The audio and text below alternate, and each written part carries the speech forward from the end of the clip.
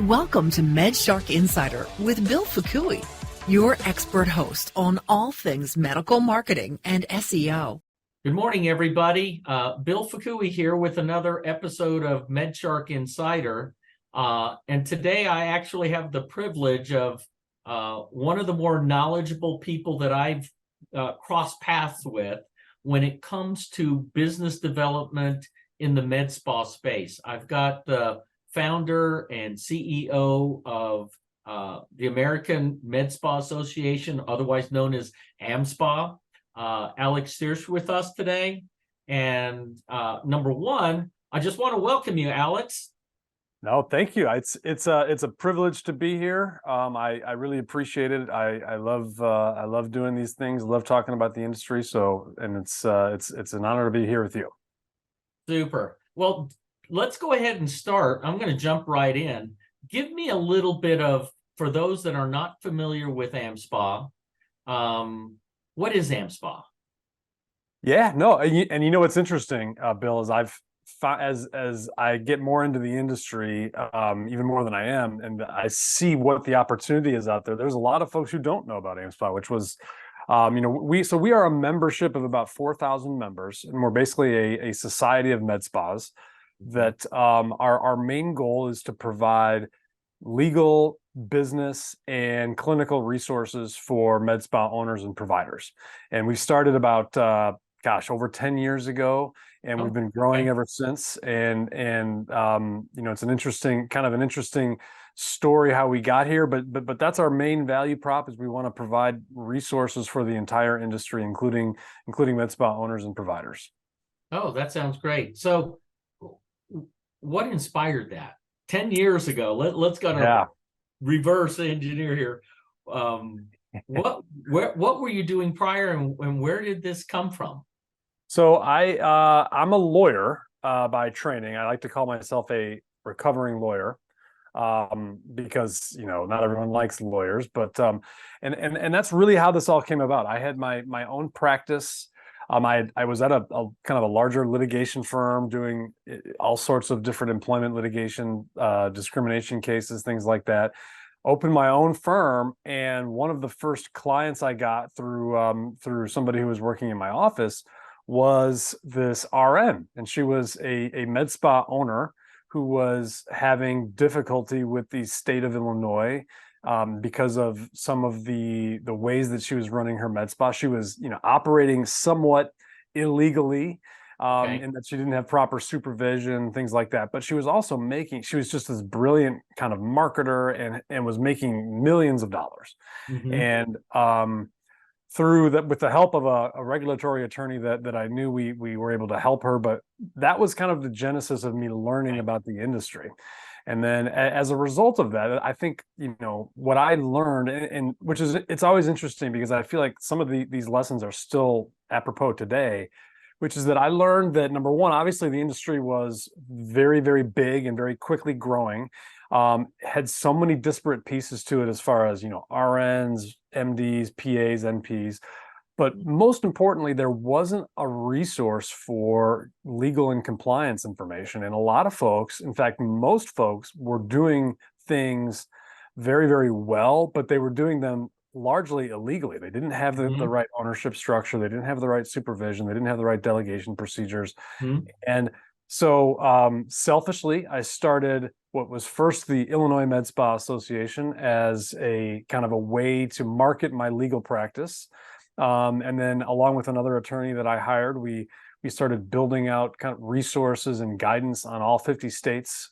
And that became the American Med Spa Association. So this is going back, I started in the industry probably 15 plus years ago as a lawyer student. And the other thing I did was I did a lot of speaking. I started speaking about compliance issues and delegation supervision requirements and things like that, which, all of this happened at a very, very fortuitous time because the industry was growing. There was a huge lot of growth with med spas and non-physician providers, and there was a lot of gray area and confusion over who could do what. And so that's kind of the genesis of it. It was selfishly a marketing ploy for my law firm at first, but then we very quickly realized that the industry that we were in and the product that we were developing and pitching both in speeches and online was something that was very, very needed. And it kind of morphed from there. And here we are, 4,000 members 10 years later. And, it's hard to imagine that we are where we are, because that was never, it was never the intent to grow an association this big. And I think, Alex, the good news with what you just said there is if you did it with that intent, it wouldn't have the same value, right? At the end of the day, it grows because there's value. It feeds on itself. But if you focus on that growth or the attendance or whatever, the membership as the goal, a lot of times you miss out on, know, what it is that's going to attract them, and not only attract them, but to keep them active, to keep them, it's got to have that. And I feel I've actually been, relatively new to the AmSpa community, and started attending some of your events and such. And I will say you have a really good lineup of all the speakers, presentations, courses that I've seen. And I've been in the medical, plastic surgery, cosmetic marketing space for, the better part of 30 years. Wow. And I think some of the stuff that you, especially on the legal side, I think especially on, because you're right, this is new territory for a lot of businesses, and even the more established, like you were talking about a med spa practice that was already well established, making millions of dollars, and yet there's gaps, there's things that, pitfalls that they've got to somewhat maneuver around. So I appreciate. Another question is, with that in mind, I found your association, you have an annual event, like an annual convention, right? Yes, we do. So we do a lot of events, but the main one is the Medical Spa Show, which is in Vegas at the Wynn Hotel, and this year it's going to be in April. I want to say it's like April 1st through 3rd. But it's our big event where we kind of try to bring the whole industry together and celebrate.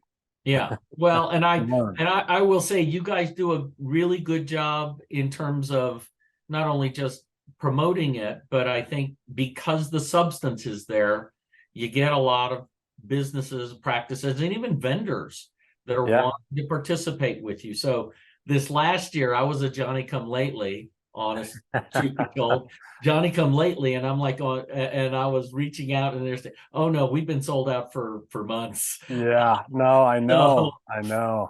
It's, and people always think that we're doing that as a marketing ploy, and we're not. Like, we're legitimately sold out. We have no more room for vendors, which is not expected, to be honest. It's been. I mean, we've been very, very lucky and very fortunate to be in the position that we are. And honestly, one thing that you mentioned that I would love to comment on is, like, I think that there's been folks who have, even before I started, who had tried to do associations or societies of med spas. And it's, what's interesting is, I think because I'm not a provider, because I'm a lawyer, that's really the reason that we were able to do it. Because before we came on, when folks would try to do it, it was either, it was a plastic surgeon, and there was blowback from RNs and PAs and non-core doctors, or it was a non-core doctor, and there's blowback from surgeons and derms.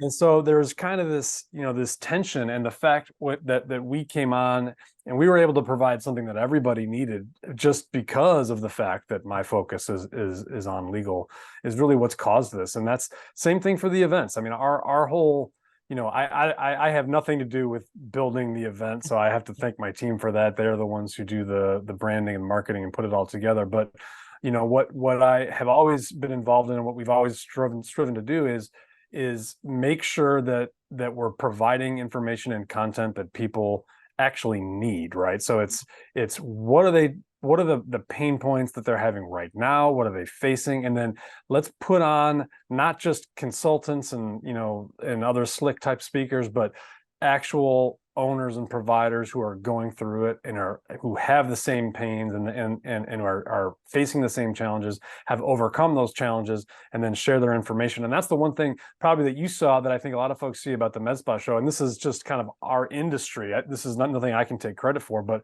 it's really a very collaborative, like family-oriented event, and that everybody's sharing information. They're all excited. There's no competition. There's no snarkiness. It's all just a big kind of wonderful celebration of everyone and what we're doing. And that's refreshing, I think, in some ways. Yeah, you know, in a lot of these national meetings you go to and such, it's just that, right? They're somewhat guarded in what they're going to share or whatnot.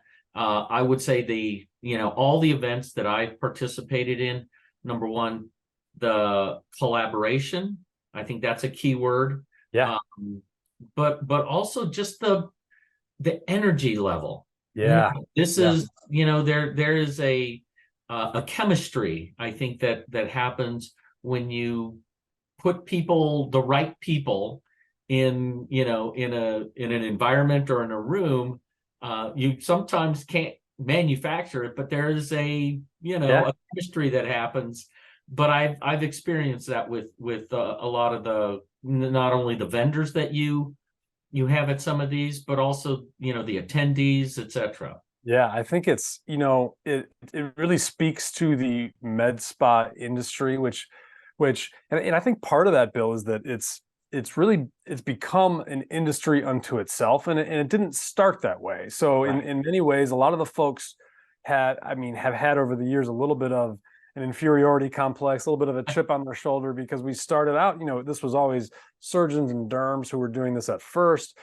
But, once the secret kind of got out, it's really become its own entity, and it's largely run by so non-core physicians, so ER docs who quit their practice, internal medicine, and then a lot of RNs, NPs, PAs, and by the way, it's mostly women too, is the other thing. So it's this, and it's become this kind of thing where it's almost like there was no place for them to go. And the owners and people who worked in med spas didn't feel comfortable going to the surgical society meetings because they felt a little bit oppressed. They were kind of talked down to. It wasn't, a lot of the times, even back then, the PAs and the NPs weren't even really allowed to inject. Certainly the RNs were kind of looked down on.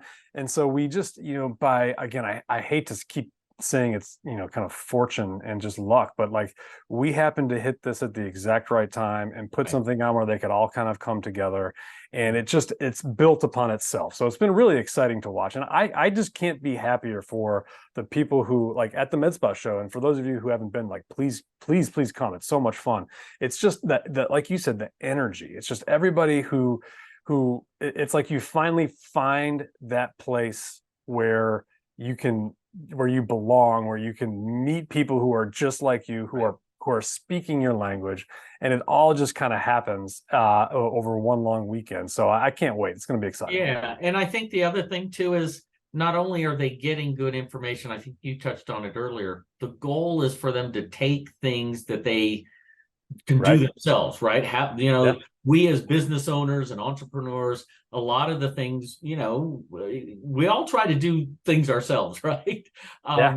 And when we go to these, events and stuff, if we always say, if you can walk away with 2 or 3 things that you can actually do and actually make an impact, then those types of events and in investment in those kinds of things, it's absolutely worth it. You'll get an ROI in spades, but you got to go with the expectation. And I think as long as you guys can facilitate that, the information, that it is more of it's not just talk, high level. This is, like you said, this is getting down into the dirt. This is, front line, what are we doing in terms of, intake, in terms of operation, in terms of personnel, in terms of, even products and marketing, those kinds of things.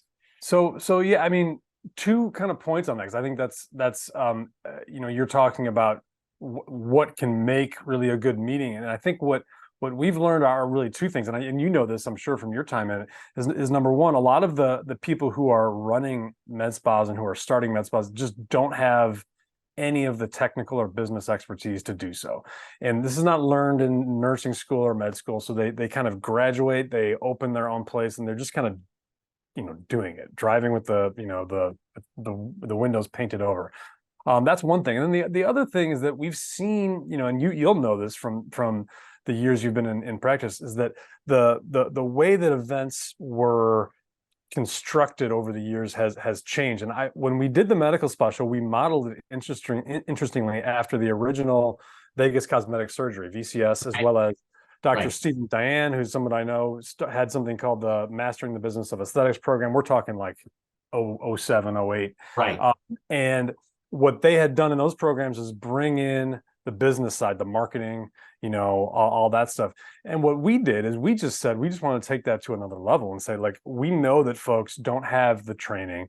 They don't have any business acumen really at all, which I was in the same position when I started my business. And so it's just like, what are the basics? So starting with, P&Ls, and you talk about numbers, and you talk about brands, and you talk about the things that were kind of uncomfortable to talk about in some of these other big society meetings. Yeah. And we're just like, no, like, this is stuff we've got to talk about. So it's everything. And we dive in. If there's no topic that's off limits, it's really, we're trying to be as practical as possible. Right. No, I think that's great.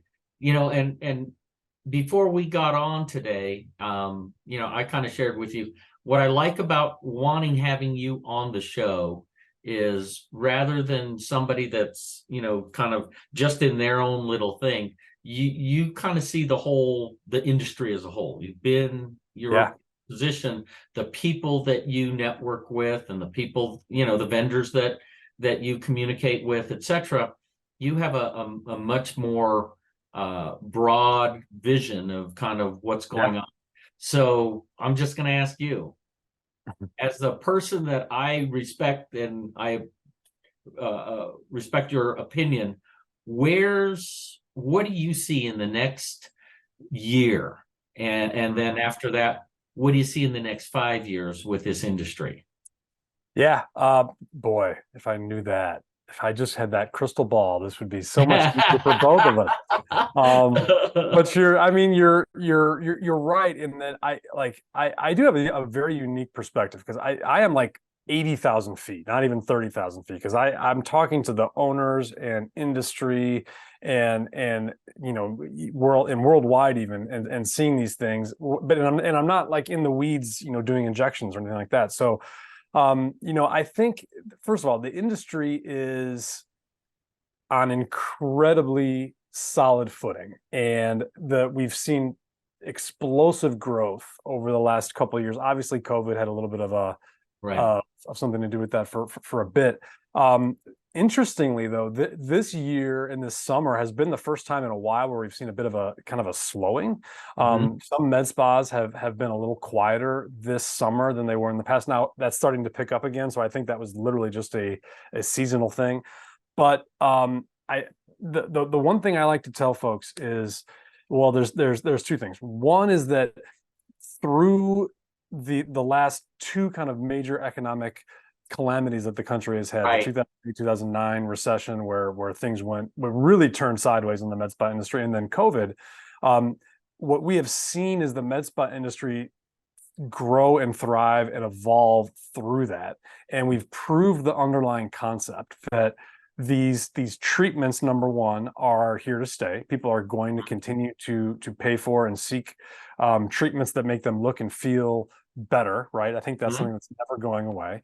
Number one. And number two, that we're still building the infrastructure of the industry. So we're still very much on the ground floor. So what I like to think of is, we can project out a year and say, well, things are going to grow 10, 15%, which I think they will. I think there's going to be a little bit of choppiness because the economy is definitely having an impact. I think finally interest rates and all this stuff are picking up a little bit, and they're catching up with some of the consumers. So we're seeing you will probably see some up and down, but overall it's going to continue to grow.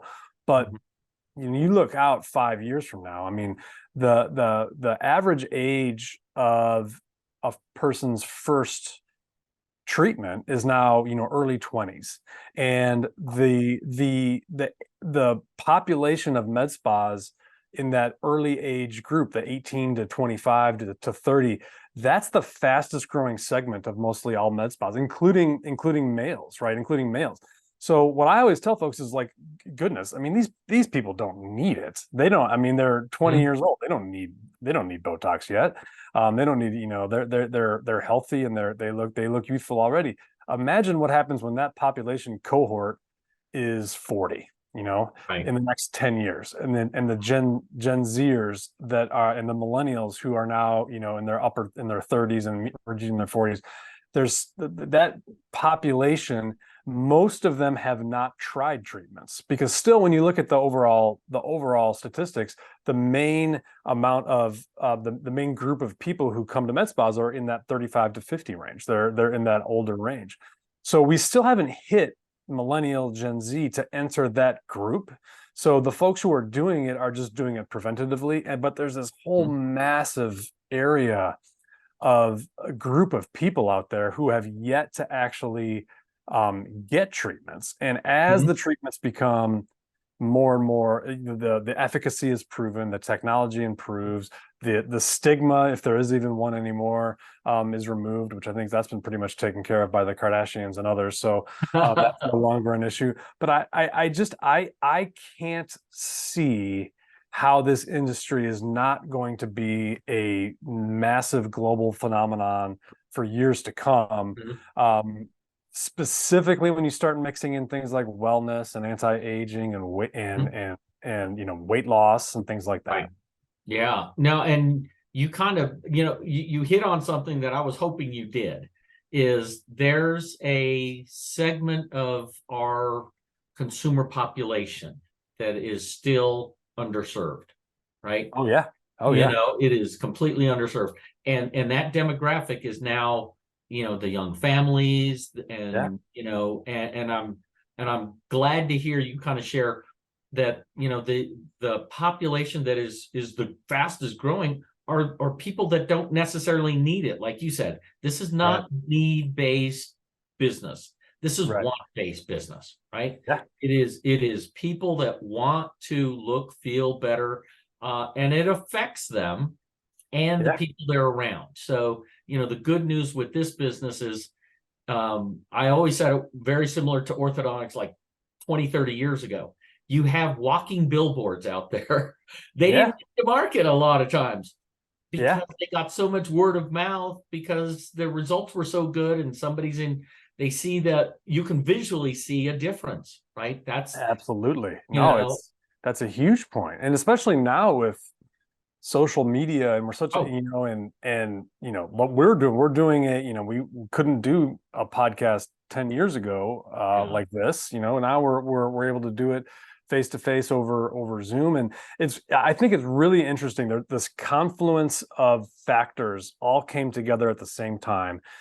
Social media, kind of these social media celebrities. Like, now you've got some of these folks who are social media stars on TikTok who are more well known than the biggest, sports star in the world, but I don't even know who they are. And those folks have such an influence and such an impact, and all of that is happening at the same time these treatments are being developed.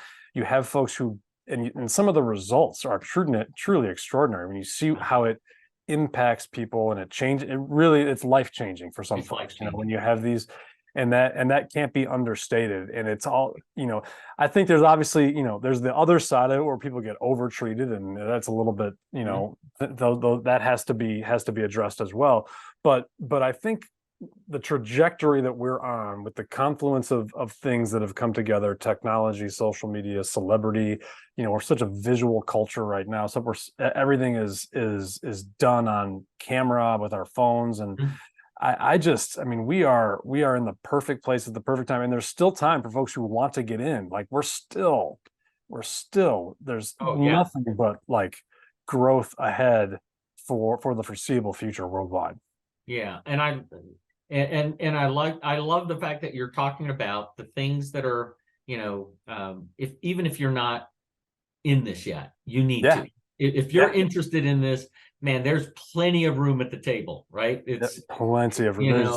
It's not even close. It's not even close. I would agree with you. So for those practices, let's kind of go from up here to down here. Yeah.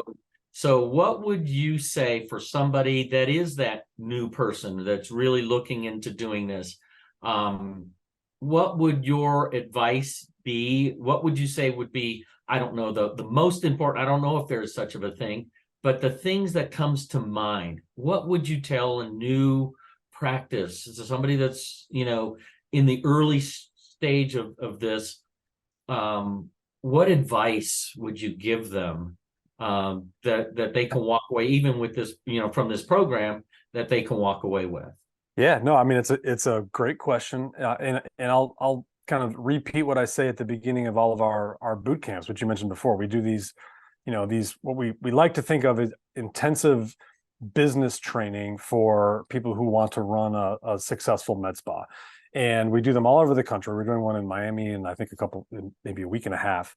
And the first thing I always say is you have to treat this as a business and not solely as like a doctor's office. Meaning and this is changing, but as in the past, we would see plastic surgeons and some derms who had their own practices. They would try to open med spas and they would run it the same way that they ran their practice, and they would fail almost every time. Okay. It's a very, very distinct industry.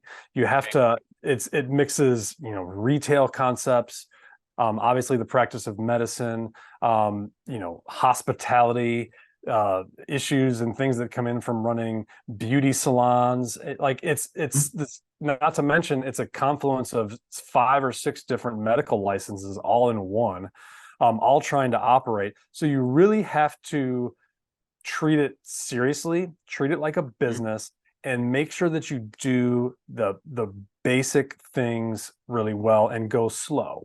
I think the thing that I see people get tripped up on is they try to buy every last piece of equipment under the sun. Gotcha. And they get totally stretched.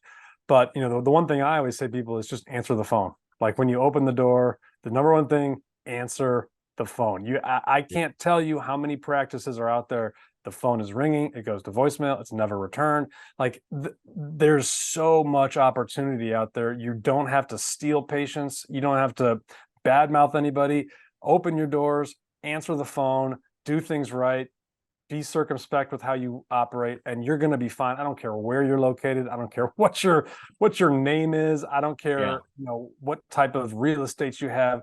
I've seen these places be successful in the smallest towns in Idaho to Iowa to LA. I mean, it's unbelievable, but you have to make sure you treat it seriously and take those initial business structure steps.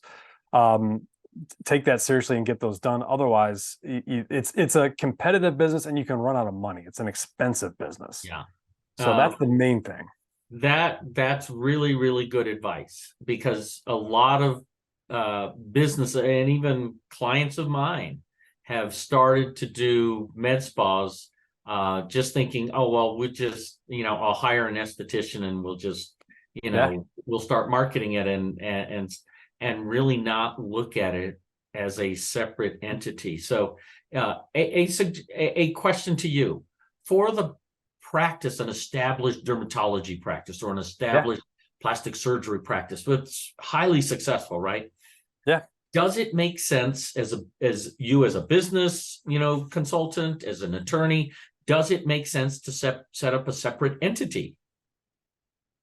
Well, so are you talking about like an actual legal entity or so? Yeah, well, I'm just saying, so does it make sense? I've got XYZ plastic surgery. Do I need to create an entire, does it make sense? I'm asking you, does it make sense to create a separate entity just for the med spa? Yeah. So it's the one thing that we lawyers like to say is it depends, and it really depends. But what I will say is, I think the concept in concept, you're correct. It needs to be treated like a separate entity. It needs to be treated like its own business, have its own business plan, its own books, its own marketing plan. And the reason is, especially as related to, I mean, derm and plastic are very different, but taking plastic as an example, the margins in a med spa are much smaller.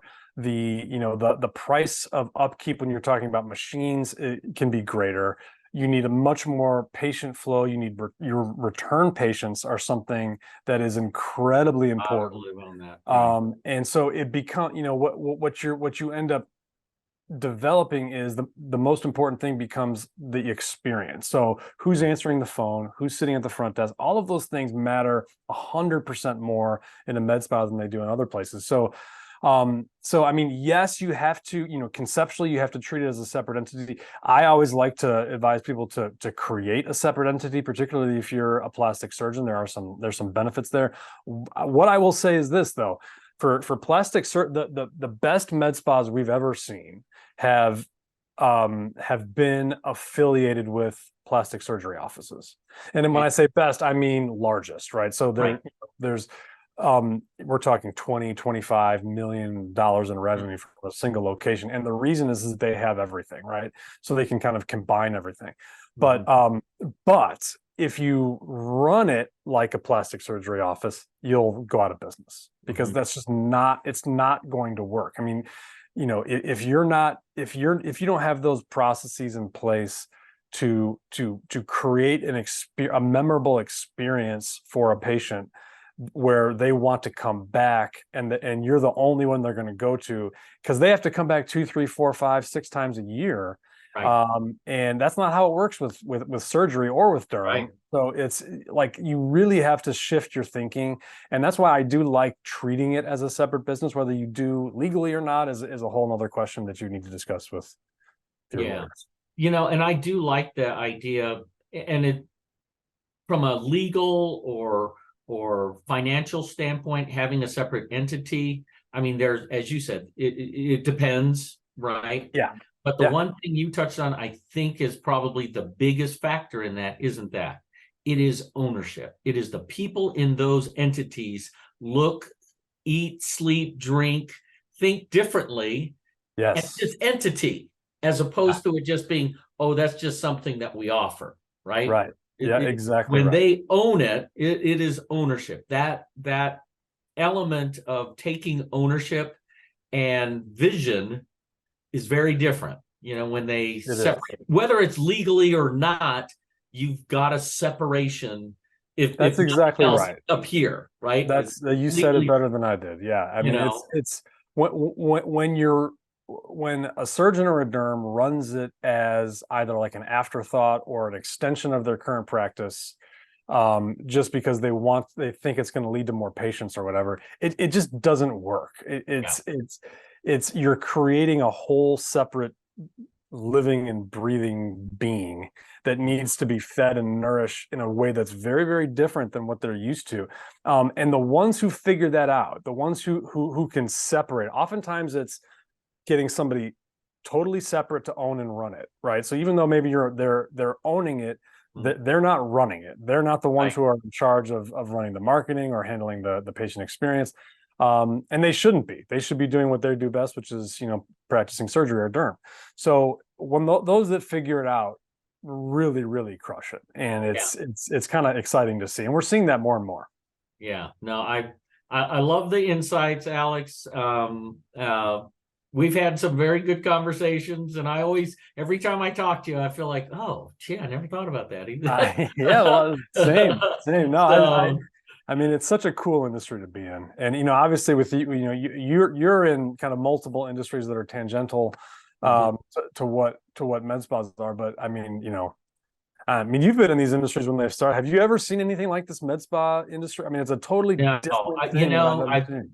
I've been in, everything from dentistry, orthopods. I've worked in ophthalmology. We saw the boom of LASIK and obviously plastic surgery, even back when, reimbursements for breast reduction was really good. I mean, we were advertising the heck out of that because the reimbursements were really good. But I've not seen anything that is purely fee for service, purely fee Mhm. for service, right? Right. A lot of medical stuff is, especially on the derm side, it's very tied to, Yeah. reimbursements, right? Yep. Yep. This is purely cash. This is, Yeah. and Yeah. what doctors and medical practices love is that you can start making money on this stuff fairly easily, right? If Yeah. you've already got a business that already is tapped into these demographics, you've already developed a brand, it's a easy way to start Yeah. building a whole nother, business. But I've not seen anything that, and I'll just use examples of, I use Google Yeah. and as a way of helping me identify consumer, and everybody can use Google Trends. Just Google Trends and go there. Yeah. And you can see the consumer interest in Mhm. med spas, and even how people search for med spa. Do they search for medical spa, or med Right. spa is one word, or med spa is two words? I mean, Right. but you'll see a consistency amongst all the, whether it's microneedling, whether it's, Mhm. dermal fillers, or just med Mhm. spa in general, that the volume of searches over the course of time, it's reached the consumers, Mhm. and that drives everything. Yeah. Consumers That's drive right. everything. That's right. So it is unique in the Yeah. medical world to have an entity that is fee for service, can be hugely profitable, um, even more profitable than the actual original practice, Yeah. right? Some of these 100%. med spas are actually more profitable than the surgical side of the Yeah. business. A lot of them are. Yeah. A lot of them are. Yeah. So all those things are very, very unique to this business. Yeah. And I would love to maybe delve a little bit deeper into that on another podcast with Yeah. you. Let's do it. Let's do it. I would love Because to. there's so many more things and trends that are happening, and that's what maybe we can start talking about that, what we can be doing on our next one. Yeah. Um, Yeah. No, I mean, I mean, as I've said, the sky is the limit here. And I just, what's interesting to me too is just like, what is this industry going to look like in 5 years from now? It's because 5 years ago, it's completely different, and it's just yeah. it just continues to build on itself and evolve and mature, and now we're seeing all these private equity companies come in and they're trying to get into it, and Yes. it's still, it's like this is like the little engine that could, it just keeps chugging along, except it's no longer a little engine, it's a big Yeah. engine. No, and it's going to be a bigger engine. It's going to be a All I can bigger say engine. is, in 5 years from now, I don't think you can just go into this business haphazardly Right. get success anymore. 5 years from now, those days will be gone. I Right? think so. I think You so. know, I the think so. days of just being successful in spite of yourself, Yeah. is not going to happen in 5 years from now. Right? No, I think I think you're right, and that's really. But I think there's time. You don't have to do it tomorrow. Yeah. There's a window, but I agree. The window is going to close at some point. Mhm. It's going to close, and when it does, it's this industry is going to become as competitive as any other. I think the other thing that's interesting is we just don't right now. For those of you who are listening, who may be looking to get into it, well, there's just not enough right now. We don't have enough providers to Yeah. meet the demand. Yeah. So there's just not enough. There's not enough med spas. There's not enough injectors. There's not enough laser techs. There's not enough. I mean, it's like we just don't have enough. And so there's a need. There's a need, and it's a great industry to be in. Come to a boot camp. We'll show you the No, road. and that's all. And I'm going to end the show with this. If you are interested in, or really wanting to take your practice to the next level, if you are really serious about finding gaps in what my business is, what's in our marketing, services that we're offer, or even people. I've sat in on some courses talking about personnel, recruitment, how to manage people. I mean, if those are gaps or things in your practice you feel like you can improve, and we can always improve, you really should be looking into leveraging the resources of organizations like your guys, the boot camps. I've been to a couple of those. The courses are phenomenal. So I appreciate that. Kudos to you, and I Thank you. encourage people to participate in those. Yeah, check us out. We'd love to have you. And again, don't forget about the Medical Spa Show, which you can learn about at medicalspashow.com, I think is at the Med Spa Show website. That sounds great. And I did get in this time. Well, yeah, we had to pull some strings for you, Bill, but no, I'm glad you did. I had to pull some strings. I had to really work to get in there, but I'm glad you did, because you're a great addition, and you need to be there. I think we still actually have a couple spots left for exhibitors, but we're talking less than 5. I was gonna say it's gonna close, because I know it closed on me last time, and there's no demand. So hey, thank you again, Alex. This was really helpful, insightful. I know our audience will, get a lot of benefit out of it. Anytime, happy to talk. I can talk all day about this stuff. That sounds great. So we will get on another one, and we're gonna do a little more of the deeper dive and really more of the hands-on kinds of stuff, because I think you're a wealth of information there. I appreciate it. Sounds good. Anytime, let me know. It was great being here, Bill. Okay, take care, Alex. Have a great day. Bye. Thanks for joining us for the MedShark Insider with Bill Fukui. Join us next week for another dive into all things medical marketing. All episodes can be streamed at www.medsharkdigital.com/MedShark-Insider.